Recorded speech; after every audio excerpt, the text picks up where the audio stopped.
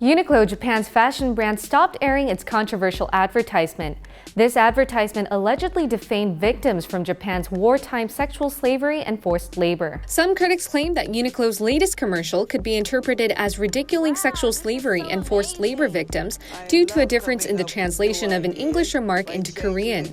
In the 15-second commercial, a 98-year-old style icon answers the question of a 13-year-old fashion designer asking, "How did you used to dress when you were my age?" How did you used to dress when you were my age? In English, the 98-year-old woman says, "I can't remember that far back." I can't remember that far back.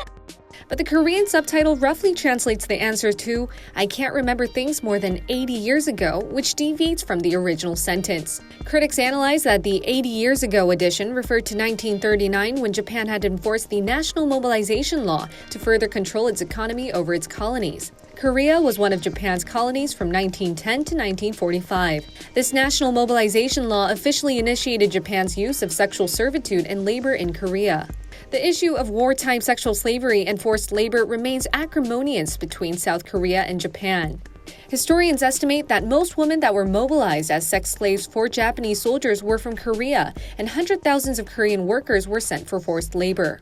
The topic of forced labor was also one of the main triggers to the recent diplomatic feuds between the two countries. Last year, the South Korean Supreme Court made a series of rulings that ordered Japanese companies to compensate 10 Korean wartime laborers.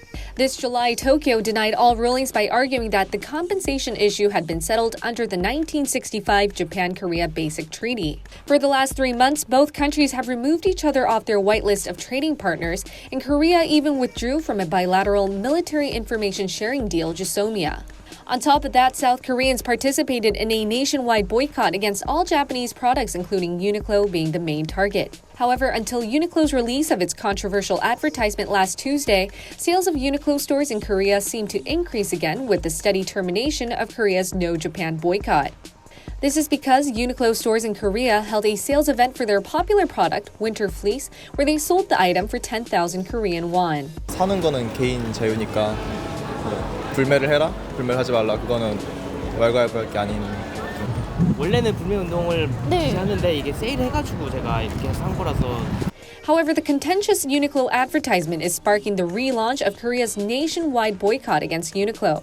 Parody videos of the Uniqlo ad were uploaded on YouTube in the spirit of boycotting. One particular parody video starring Yang Geun-deok, an 89-year-old victim coerced into labor at his steel mill in Japan, and a 25-year-old student Yoon Dong-hyun majoring in history at Jeonnam National University went viral. The video shows Yang holding a placard reading "Not Forgotten" in Japanese and is asked how difficult her life was at Yoon's age. Yang answers, "I cannot forget the horrendous pain forever," in Korean.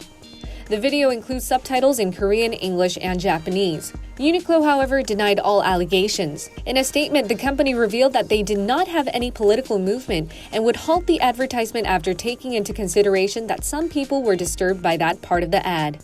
As a result, the advertisement was taken down from Uniqlo's official YouTube account and public TV broadcast on the 20th.